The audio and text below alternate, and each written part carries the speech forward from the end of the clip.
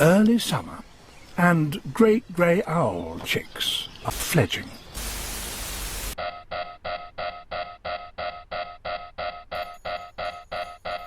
I don't think you have any idea how fast I really am. I'm fast as boy.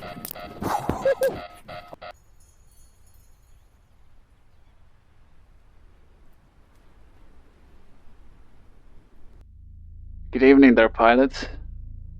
If I could have your attention but for a moment. We pilots are at the moment in the middle of a veritable desert.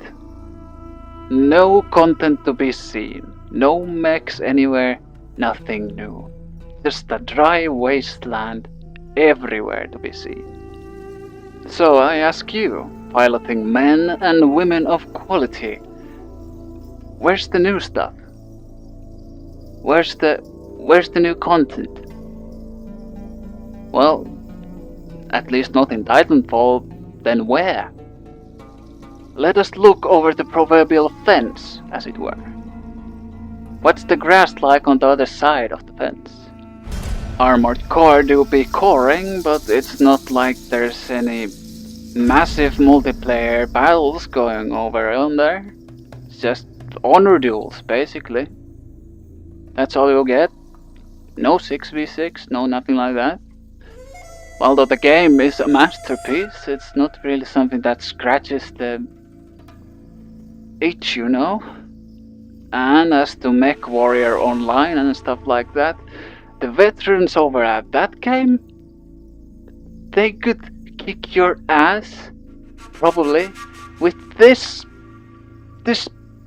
trash can, and you'd have no chance. Even in an assault mech, you'd lose. Trust me on this. I've seen it happen. Don't challenge them. Don't challenge them. Don't challenge them to honor duels. Last mistake you can do. But also on top of that, the game over there is also pretty old. The newest thing we have is Mech Warrior 5, and that's basically PvE exclusively. So, what then? What else is there in terms of Mech PvP? Well, I do have some good news. There's actually a new game coming up from Seasun Games called Mecha BREAK. If you like mechs, or if you've played Titanfall 2, or any mech game basically, I absolutely can recommend this one. If I can tell you more about this game, I gladly will, if you're still following me. So, what is Mecha BREAK about really?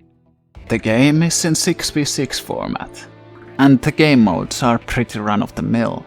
Team deathmatch and objective capture / escort. Pretty standard affair in this aspect, as games go these days. However, what's the shining star of Mecha BREAK is the mechs themselves. Mecha BREAK? Breaking the mechs? You get it? You break the mechs? Mecha BREAK as a PvP game works much closer to Armored Core than it does Titanfall. Your mech has rocket boosters. It can fly. The point of some mechs is to only fight from the air. Some are sentries that revolve around the deployable siege mode. Some mechs are melee specialists. Their job is to whack everything that moves until it stops moving. Some mechs are healers, but I won't talk about those just yet. The difficulty varies greatly depending on the mech. As a Legion main, I especially like the heavy assault mechs, because you didn't really need to think to get things done. You just see something move, you press the button, it's gone. It disappeared into smoke, into a cloud of missiles. Now that is something I like. On the other hand, mechs like Sky Raider could zip around anywhere on the map and just lay on insane amounts of damage to anything below. Especially Sky Raider, with its AoE constant missiles, felt like becoming an ace combat boss. Most of the footage and MVPs I got was from Sky Raider. Sky Raider! Sorry. Now the other thing I liked from the game. The pilot customization was insane. But that's something that games developed in the Southeastern Asia region are generally very known for, like Black Desert. I went with generic Catgirl, of course, minus the ears, but a friend of mine basically recreated Bob Phoenix from Tekken. And before you ask, yes, male pilots sport their mech just like the female ones. Regardless of your choice of gender identity, you get the booty. As it should be. The game at its core is really solid. The mechs felt awesome to play as. The heavy mechs feel like you're piloting a barn, while agile mechs can zoom around at Mach. It shows promise, and I can't personally wait for it to launch probably around next year. And man, let me tell you, it was good stuff. It was too good stuff, actually. I'm tweaking right now, because, well, it's been a long time I've gotten to pilot any mechs in any game like this, in a PvP setting. And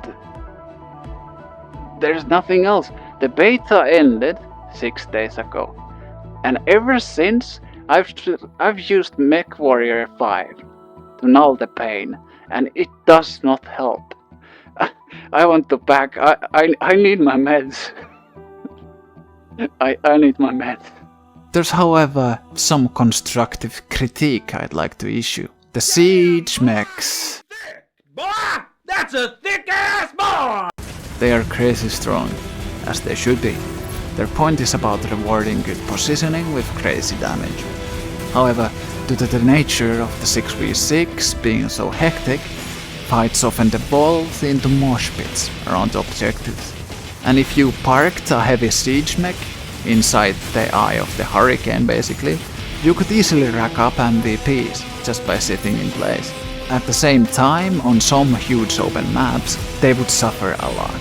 I'm sure it's also due to the player base being unfamiliar with mech interactions and acting carelessly, but still, if I saw a heavy mech in the team lineup on a cargo escort map, I could safely assume they'd be the MVP almost every time. At the same time, the healing mechs felt weak. They couldn't really defend themselves, and you needed to take cover with your team to survive being targeted.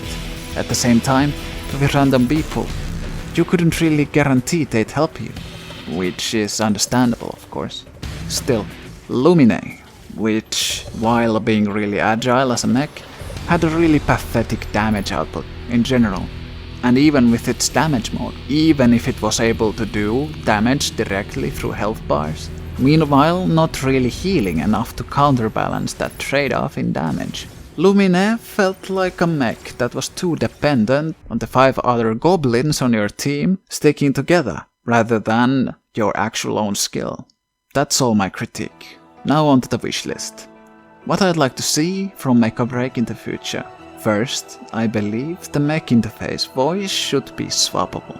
It might be the Titanfall brain rot being dug too deep into my soul, but robotic and deep AI assistant voices feel intuitive for me to follow. You are outnumbered by enemy titans. Advise aggressive sustained counterfire. The default announcer gets the things done, but sounds too human.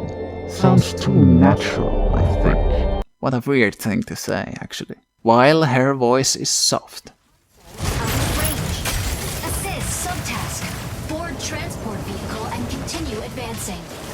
I'd rather have Reaper from Overwatch tell me to blast holes into the kneecaps of unsuspecting pilots instead. Engaging enemy pilot, shotgun armed. Hostile pilot KIA. A different voiceover for each mech could help distinguish them from each other even further. Second, the lore. It needs to be expanded. At the moment the lore is that as a result of a solar storm, a mysterical EIC mineral erupted from Earth's mantle and began spreading everywhere, rendering large chunks of it uninhabitable. This mineral spreads itself around and withers plants, animals and humans that it comes to contact with. Thus, the rest of humanity has built a space elevator to escape to the moon. And yet, the mineral is apparently used in manufacturing, from power generation to even to the mechs themselves. Because surprise, surprise, it turns out it's good fuel.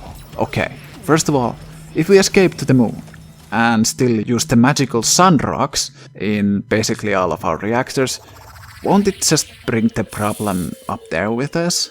Never mind, that actually sounds like something what humanity would do. I don't want peace. I want problems, always! And why do the mech to pilot interfaces apparently need this mineral to function? There's too much still left open, and I'll be looking with interest in how they expand the storytelling, because ultimately I think what makes a memorable game is a memorable setting. Dark Souls isn't a good game just because it's hard. It's only a single part. The other one is that the story is a mastercrafted expression of environmental storytelling. That's what journalists and some gamers often miss. The Dark Souls of Dark Souls. I should make a video about the Dark Souls of everything. The Dark Souls of fast food.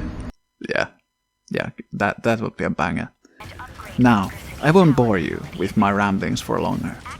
I didn't get much footage from the game, because the beta ended sooner than I had anticipated. Also, I had recorded only a small amount of clips separately, and the in-game replay system failed to save any of my clips that I had recorded, thus my footage was limited. Now then, pilots, you're free to go. I need to go review me some MechWarrior 5. Peace.